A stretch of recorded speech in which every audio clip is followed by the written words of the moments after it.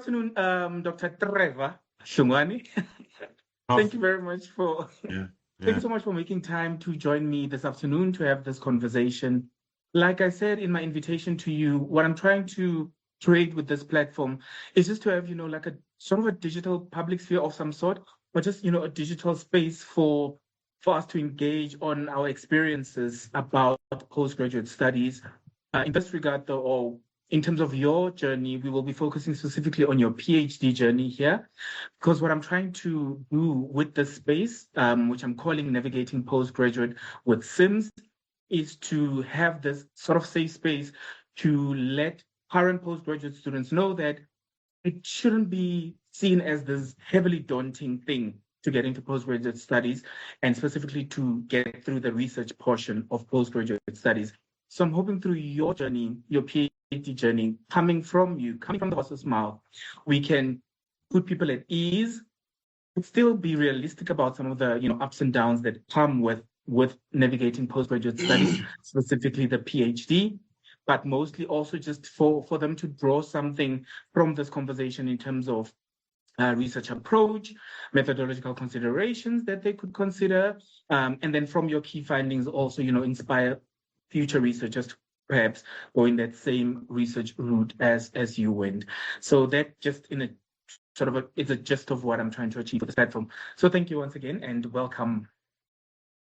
Thanks, Prof. And I'm glad that you speak about us talking about our research, because often when you complete this, you're asked, so where do you take this thing? Because it goes into your shelf, but you hardly get time to pull it off and talk about it. And I think this is a good platform to just speak about what we do, but also touch on the finer details of our research and how that can make sense of what we do as researchers. So thanks a lot for the invitation. Yes, thank you. That is so well captured. And I'm hoping also we can just humanize the PhD. For sure. Right? Yeah. Because I think such a difficult but good journey, like a deep brief of some sort. Yes, exactly, a deep brief of some sort.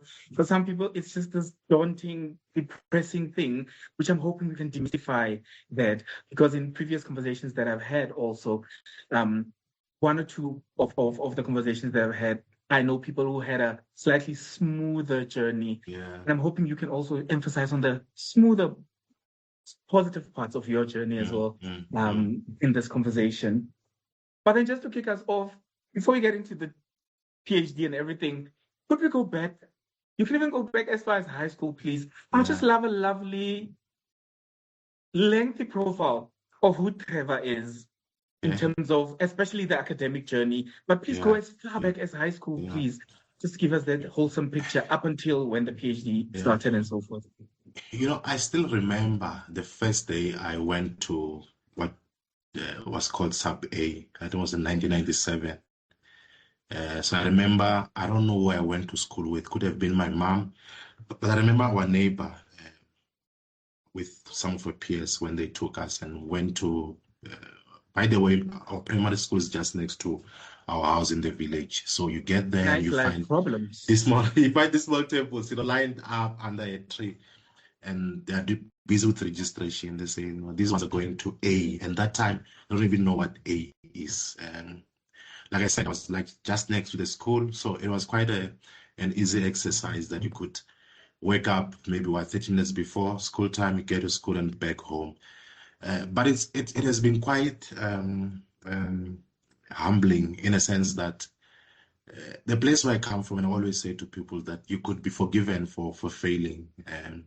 Just imagine a space where the first time I could punch a laptop or a computer was when I came to Gauteng in 2009. We had these things in high school, but the only people who could access them was just our teachers and the principals. No Wi-Fi, no smartphone, no nothing of that sort. So like I said, 1997 I did my sub A up until 2003. Then 2004 I went to high school up until 2008. And I think I'm talking about this because I want to link us being the first group of what was called the NCS, right? The group of 2008, wherein we were told that you would need to have maths for anything, for admission in university. So it happens that without maths, you can't be admitted to any program, whether it needs maths or not. And Prof, I was very bad with numbers. Terrible. I did maths lit. We're told this is the easiest form of numbers, arithmetics and all. But I felt that with, I think, about 25, 2009, had to come to Gauteng for post-matric studies. Couldn't get admitted. 2010 as well, couldn't get admitted. And 2011, quite fortunate, I got into a program called Certificate in Investor Broadcasting at TUT. Ordinarily, I wanted to go into law. So I was meant to register for a course called Legal Assistance. Didn't go well in 2009 and 2010. But I think, ultimately you end up where you're meant to. That's the duty of life. You think you are in a sport by accident, but that's where you're meant to be. And I think doing that in 2011 and 12, 13, 14, I did my diploma in journalism. Then to my BTech, and it was a bit of a break in between. And then I went on to do my master's in 2018. And then 18, 19, 20, 21 was the completion year, graduation. And then from then I started doing a bit of a research on my PhD, in a sense that reading on exactly what I want to do, trying to get myself to understand the spaces which could work very well for me. So yeah, that has been my journey. Yeah. Journey. Thank you so much for that very interesting journey as well.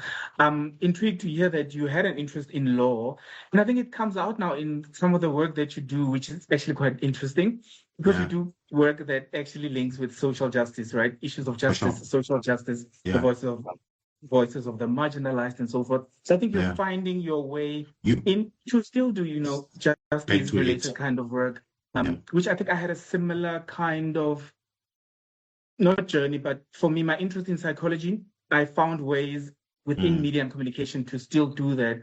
Because I had this love for psychology, I now do research on self-help, therapeutic media, and how they are consumed, right, and engaged with and so forth. So I'm glad you could still scratch that itch and that love for law and so forth. Speaking about social justice and your interest in social justice and so forth, I guess then we can get into when the seed was planted, right, in terms of the PhD. If you could walk us through, what were some of those moments, conversations, little epiphanies or advices that you received that sort of made you decide on the PhD and deciding on the topic? Then you can just introduce us to the topic as well, which we'll get into much deeper a bit later. So quite interesting, Prof. Like I said, I did journalism, right? So when you're on the field, you meet a lot of people, the protest, people who are forced to just ban the local library, ban the local clinic for them to get attention of power, or what we say power is. So during my work as a journalist, you'd go to a place to cover a protest and you ask, why would you do such a thing as like banning things, banning infrastructure? And people will tell you that, the only way in which you can get through to power, you just have to go violent. Like you just have to, in some cases, take that which you are actually asking for.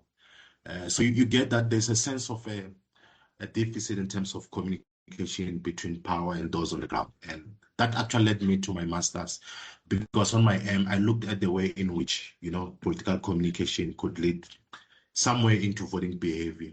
Do people vote because Party A is saying what they are promised to be doing, and what really happens post the elections when one is promised to build one community hall, and then now you've gotten power. Now you're in council, now you're in government. Then what do people do? They now start going violent, banning roads, blocking roads, doing things like that. But beyond that, there was a sense of that there's a growing divide between people and power, more especially people who we call to be the subalternized.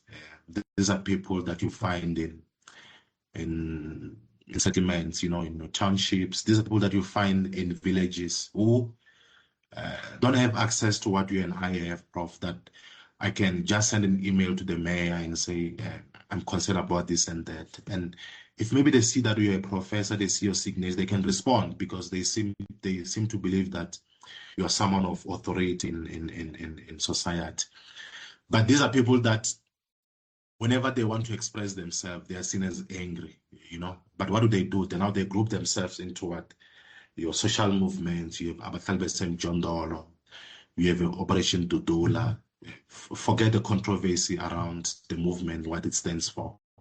But I think often there's just something that one really represents, and they might be difficult for them to find a way in which they want to express that, but then they find a way to do that. So my PhD focused on, actually the title is titled, it says In Search of a New Public Sphere, and then it says the manifestation of socio-political movements on online media. So basically I was looking at the way in which the movements are formed, you know, to try and canvas for communication opportunities for people on the ground, you know. Like I said, often when you watch the TV, you're talking about unemployment, you're talking about lack of anything.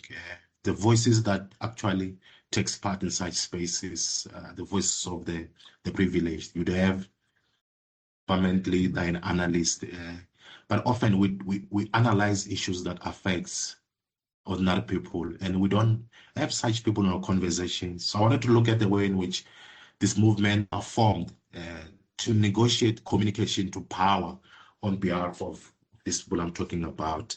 So that's what the study is about. But also, it also wanted to look at the way in which the media frame and portray the movements, whether they portray them as these violent groupings, or whether they portray them as these vigilante groupings. But also at the core of that, why is such violence still breathing? Maybe over 30 years since we dismantled apartheid, because there are also issues of inequality in the fold that comes out when we engage these people. So that's what the study really is about. Thank you for that. It's such a noble motivation actually behind why you did this, because I think for many of us, we oftentimes start with sort of a hobby or a passion, or just an interest, right? And we sort of work from there. And I love that yours is such a noble background to it, right? And can have such mass benefit also, the kinds of findings that you come to, which we can also touch on later. Now that you sort of segued us into the PhD core and what it was about, I guess you've opened that can of worms. I don't even have to lead the conversation in that regard, but if you could just, break down again for us theoretically, how was the study framed? I know you had the public sphere theory, you had CPE of the media and communication, right? And there's an interesting fourth theory that I would love for you to touch on a bit more. I think it's relative deprivation, if I'm not mistaken. And hegemony as well. If you could touch on that as well, but just speak us through the theoretical framework and how that assisted you with, some of the analysis that you did with the data set that you had collected for this. Yeah. So I like I said, there's an element of the public sphere in my study, and I think it's so benefit to actually link it to studies on that, because studies on the public sphere, previous would have been some German philosopher called Jacket Habermas, who he imagines this space where people can just meet to talk about anything, issues around democracy and its participatory nature, its openness and its inclusivity in its own design. But as time goes by, he links issues around media access to making this thing possible. Remember, back in the days, people could meet in the villages, in the chiefs on the king's yard and just discuss issues that has to do with governance and social issues. But as time goes by, came the mass media. Now it becomes a space through which people can converse on anything. I think that's what you and I are using now. We don't need to meet in person. We can just meet online to talk about these things. But this channel in its own nature, Prof, it's very problematic because, like I said, the people in Lingana, in KZN, or in Dumela, in where I come from in Limpopo, many of them don't have access to these things. So they depend on the on the like in-person conversation. So what I do is that I problematize this space that much as we say it's inclusive, it's got elements of exclusivity, that it only accommodates certain people. So I say that even the way in which conversations are had online, be it in a way in which the media reports on these movements, often it leaves out that voice of the very same people who are agitated by these social problems. So I argue that the movement, on the basis that in many cases, and this is the CPE perspective, critical political communication of the media, on the basis that these are seen as angry people, whenever that people meet to talk about issues, they hardly have them in the fold. You know, you have your town halls in TV channels. You have politicians coming to talk about these issues, but when people meet, you hardly have those people, the very same people that you say you represent. So I talk about the fact that the media in its own nature often relegates the people that it says it should be giving a voice to the raiders, and on the basis that government, NGOs, advertises with the media. When you read, and when you read very closely to issues around media messaging, you find that those big corporations, because many of them invest in these media houses, they often are favored. Their voices are much more louder than the voices of just ordinary people. Take, for instance, check who owns Media 24, or News 24 as a channel. Check who owns ENCA. Check who the SAB is owned by, we're told, by the Minister of Communication. But when you look, previously there were concerns that when it comes to elections, the ANC would always favor the SAB is always favor the ANC on the basis that the communications department sits with the ANC in Lutuli House, and the fact that they deploy, and when it comes to issues around saving the corporation when finances are concerned, they can be able to give such money. So they become quite lenient to them. But what do these movements do when they're frustrated? And that's where the theory of the relative deprivation comes about, because it accounts for why do people become violent. Do they do that because they're deprived of something that they believe they deserve? What do? Now they start forming their own smaller public spheres. They open their Facebook pages, their Twitter accounts.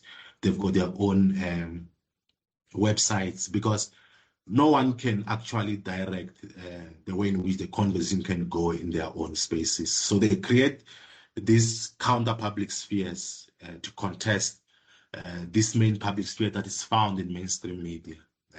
Hence, I look at this at the formation of the movements from a communication perspective, not necessarily on its own abstract formation. That they are formed because they see that there's a gap in the way in which their concerns are being communicated. You call an analyst to come and analyze something, you hardly call them, and one will come and give their own academic perspective. But I think there are linear issues that comes into being, and I think the movement's leaders and the members are the ones who are supposed to be able to say them themselves. Yeah. That's very wholesome. Thank you. I'm interested in those, tensions as well when it comes to the power relations that are there, right? And you do speak about some of the, let me call them macro level power relations that are obviously at play here, where you say the marginalized voices of the marginalized may not be heard because of things CPE related or critical political economy related issues of ownership, funding, and so forth, right? I wonder at a sort of a micro level as well, if your work looks into that as well. Are there interesting power relations even within abahlali basemjondolo, within Operation Dudula? Do you find even within there may be interesting tensions with regard to power relations within this subaltern or this, sub-public sphere there? And how do people deal with those, if at all your work gets into that? There are. Recently, Abahlali took Dudula to court because what it believes to be inflammatory statements that it always makes on the media, that it believes that it always alienates. And that's the thing. And I think I once spoke to a friend around the framing of some of the words that we use. Whether we say someone's an illegal immigrant or we say someone's an immigrant, whether we say someone is a foreigner or we say they are a foreign national, and issues around what we say to be, I think there's a word that we use we often say illegal immigrant. What's an illegal immigrant? But the way in which the two manifest in the space is quite different. Like I said, Dudula says the problem that we have in SA are caused by foreign nationals, despite the fact that this research doesn't prove that. It's all lies. And Abahlali says, the government, the way in which it positions itself policy-wise, it's capitalist, its own formation, and they are a socialist movement. For instance, when you talk to them, you get a sense that just the post-1994 political space, your gear, policy taken by the ANC, and how your party starts, the members such as the SACP and COSAT could have contested gear to say this thing doesn't work because it puts issues around investment at the fore beyond just what the RDP will say to say we need to develop communities. What you know is that ABM stands for around housing for people, whether it's in the townships or in the peri-urban areas. And Dudula stands for, often they say, unemployment for locals. And what they say to be that is caused by, they say it's illegal immigrants. So the way the two in which they even send their messages, it's quite different. And that's why even the way in which the media treats them, it's different. When you look at the media's framing of Dudula compared to Abahlali, it's quite different.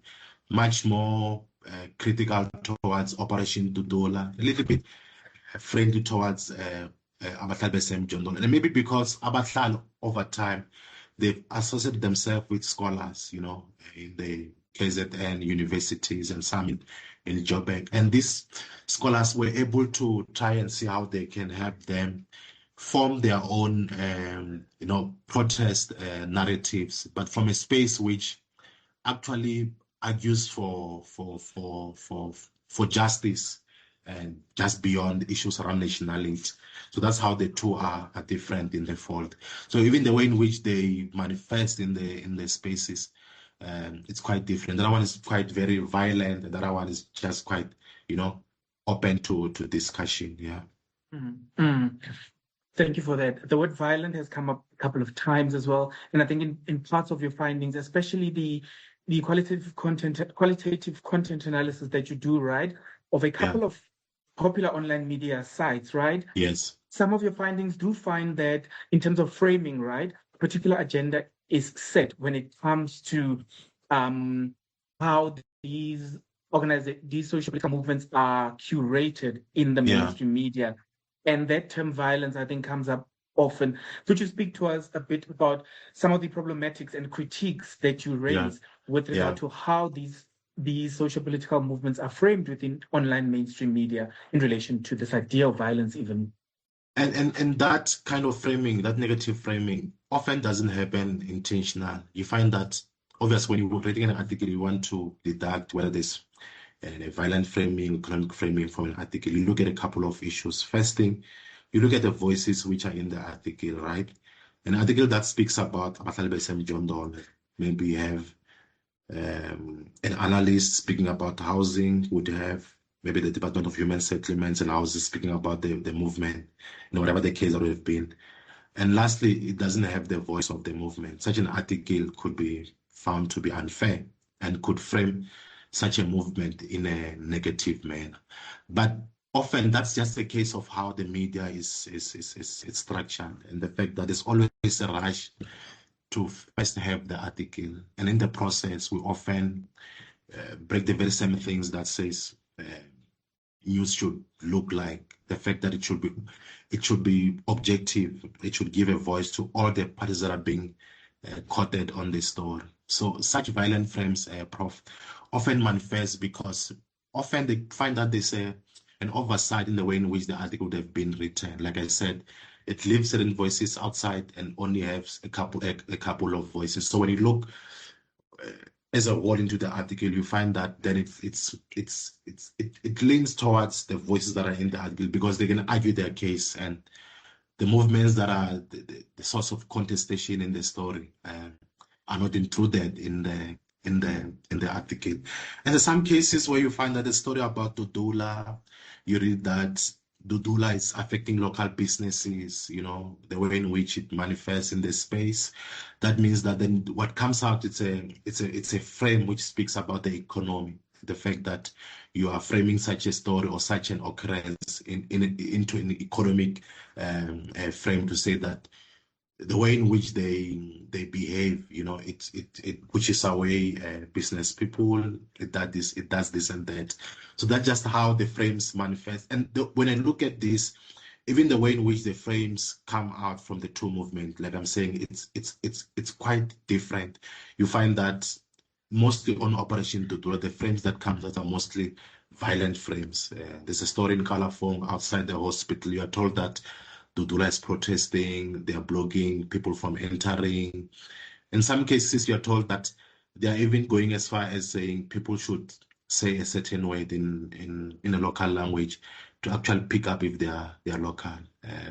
Yes, such could be negative towards them, but how do you measure nationality without asking for someone's ID? Because the only way you can measure nationality is through an ID. Whether they're in SA and they were born in Zim, that doesn't necessarily mean anything. You've got Africans or South Africans who were born here, but they've got nationality in the UK or in the US based on the fact that they could have been there for the longest time and they do business there. So those are some of the issues that come out, that they come out from the reportages that I read. But like I'm saying, you read the articles and you feel that some of the work has been rushed, and when work is rushed, they're likely going to be some things that are going to come out in quite negative reportage. Yeah. I hear you in terms of that. And then for some of the positive aspects that you could pick up, especially like you say, mostly in relation to Abahlali, what were some of the positive framings? And how helpful do you think they are for the bigger picture to have Bahlali's concerns be taken seriously? If you could walk us through some of those positive ones. And if there were positive framings around Dudula, if there were any to mention as well.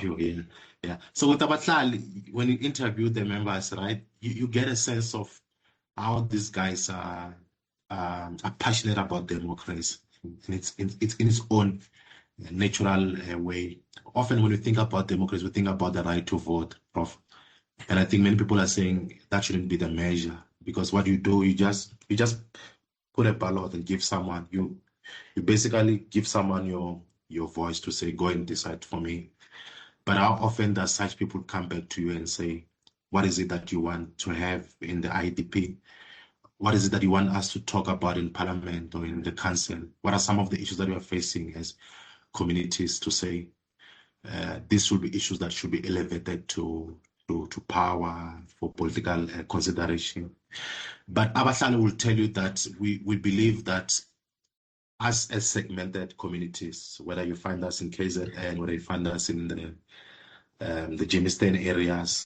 By the way, Abahlali has got its smaller, not necessarily splinter groups, but it's got its own small bodies in different areas. There's Abahlali from Jamestown, Abahlali base Freedom Park, Abahlali base Mjondolo, which is a bigger board. So they believe that the media should be a space through which participatory democracy should play out. They talk about issues around town hall discussions and debates before the elections, and the fact that such, has an element of a public sphere and participatory democracy. But the fears are that post the elections, there's just nothing that comes out. Where now you have to call a local council.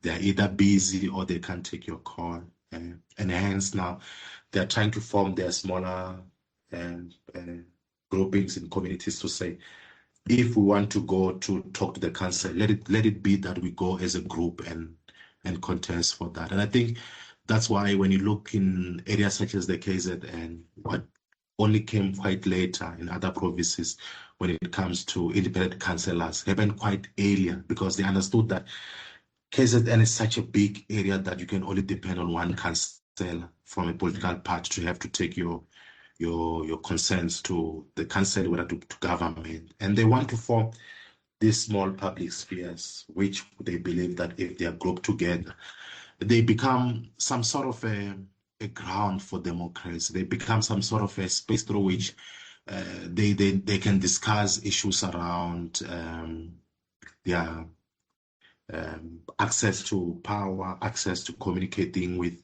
whoever said to be in this. But like I said, when you read theories such as hegemony and how voices some are given space over the others, you get a sense that, like I said, issues around access to media remains a problem today, that if a certain area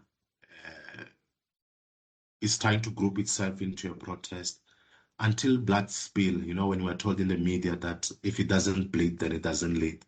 Until there's violence, there's hardly a need for power to have to come into such a space to contest. So that's why at the end of my work, I write something that I say it's new, and I'm trying to work on a concept which I attempt to be new contours of participatory democracy, which is democracy based on what people think democracy is, not democracy based on what's written in the book. That when you say SA got democracy in 1994, was it the case that they could vote? Was the case that they could, I don't know, do what? But I think there's a yearning in communities for people to be included in the way in which democracy should look like, in the way in which it should manifest in the public. And this movement really feels that they should be that, Yeah. There was such a mouthful. Then in terms of, carving your own path when things are just not working out for you, I'm just trying to imagine, say I'm part of Abahlali or part of Dudula in a way, and I say, okay, the mainstream media are really not covering us in sort of socially beneficial ways, right? Or politically beneficial ways, whatever the case may be, in trying to maybe carve our own ways. Let's say, let's start our own media platforms, whatever, open our own type of stations. One does know that there'll be issues of funding, and then we might have the problems of, okay, whoever funds such a project may then have sort of control over then what the movements are about and what kinds of things they may broadcast. Are there types of solutions to work around mainstream media, but still not fall prey to things like fund control from potential funders or stuff? Or are these kinds of movements sort of doomed because of their positionality within the South African context, the post-apartheid context? Yeah, they're doomed, Prof, because no one wants to associate with something which seems to be backward in its own formation. The reason why business people invest in politics or they fund politicians when they contest power, even within political parties in their own fold, is because you want to bet a horse that you believe is going to win, right? So these movements, because they don't want to contest political power in their own nature, they just want this thing to be open to everyone. They don't want to say, vote for me because I want to represent you in council. They're saying to council that, or whoever is in council, that listen to the voices of ordinary people. Some years back, Abahlali was infiltrated by political organization. The DA at some point would associate with the movement and try to get their support because they could see just how much this thing is growing as a grassroots movement, a social movement, to a point that they realize that if we can have support from these people, we're likely going to win elections. And when political parties then come into this space, then it messes up with the whole messaging of the movement and what it stands for. So talking about the media, if there's hope that they can really grow into becoming a space which they can maybe contest hegemony, the only way that they can do through that is through their websites, like I'm saying. It's through their Twitter accounts, through their Facebook accounts. And often they send press statements into into media houses. But those press statements, you hardly get a sense that people can, or producers can just open there and say, let's call you for an interview, until maybe there are elections that they want to hear their voice. A week or two back, there was a member of Abatlalo who was killed at gunpoint in a drive-by shooting. But should have been a member of a political party. That could have been one of the reports. And the report could have been, was he or she killed because of corruption in the council, because of corruption in political circles or whatever. But in cases of these movements, which stands, like I'm saying, for democracy, there's hardly an appetite to want to understand what is it that they stand for. But also, Prof, our news in SA, it's quite event driven. That if you look at the three top stories of the day from Media House A, you likely going to have the same from Media House B or Media House C. If you get to our Tambo in the morning on a Sunday and look at the three Sunday papers, Sunday Times, Sunday Independent, and City Press, which is no longer printing, or Sunday World, on the front page, you'll think that the editors of the papers is just one person, because we're just following the same thing. It's political scandal after political scandal. But I'm just saying that there are issues that concerns the public that are manifesting, you know. When you look at the Matlanga Commission, it tells you just how much maybe we have slept for the longest time and not tried to probe most of the issues that are coming out. And like I'm saying, that's because we're just following event after event. We're just following a briefing after a briefing. We're just following a statement after a statement, a call for a sound bite we put together, and then we put that on the screen. When you watch TV or when you work in a newsroom on a TV station, they'll ask you, why don't we have what media TV news or Channel A has on their screen? Why are we not following those? So there's no appetite to actually look at alternative stories, and one of those alternative stories are stories that actually covers issues around grassroots aspirations. Most of the stories that you find on Dudule and Abatlalo and just other movements like your Soweto electricity committee, Warawara, you find them in what I call to be grassroots media, you know. And many of those media houses, they have no funding to have to print, and they're found online. So whether the movements are winning the war in contesting the way in which the space is structured, I don't think they are winning because they can't really get funding for their work. Yeah. So a lot of their efforts actually will not necessarily be in vain, but like you say, may not even grow legs that go as far as they could go, right, for the kinds of benefits that these movements really, really would need. Which is quite a sad situation, actually. I don't know. I'm hoping things change some way, somehow. But yeah, we know the kind of capitalist world that we find ourselves in. Yeah. And Prof, you must never think that there's such a thing as an objective journalism. Sure. It could be factual. But news is a product of selection. Who decides that story A it's newsworthy compared to story B or story C? Is it because of the people that are found in these stories who advertise with these media houses? News is not value laden. News is value laden. It's not valueless. It's like I'm saying, it's a product of selection. It's a product of, same as business news. People sit down and say, this makes business sense. That we report on whether this bank or this other bank, whether we report on the JC or whatever. Hardly you have stories done on business that you find in townships or in your places that are less privileged. And I'm saying we normally scratch on these stories whenever you will have your stats SA giving stats, like to say business is growing, unemployment, and then now you claim to care about them, and now you go and say, how do you feel about unemployment? Wherein every day we pass these people on queues trying to submit CVs, we pass them in laws in corporate parks trying to get jobs. We don't ask them how they feel about the politics of the country. What mostly we care about is who's going to stand for election. You know, is Motsepe going to raise his hand to say he's going to lead the ANC towards 2029 elections? Who's Cyril backing? Is Paul doing this and that? What I'm saying is that there are stories of ordinary South Africans that hardly find space into mainstream media. And that's because those stories don't sell, because these mediums are business spaces in their own nature. They're business spaces. Yeah.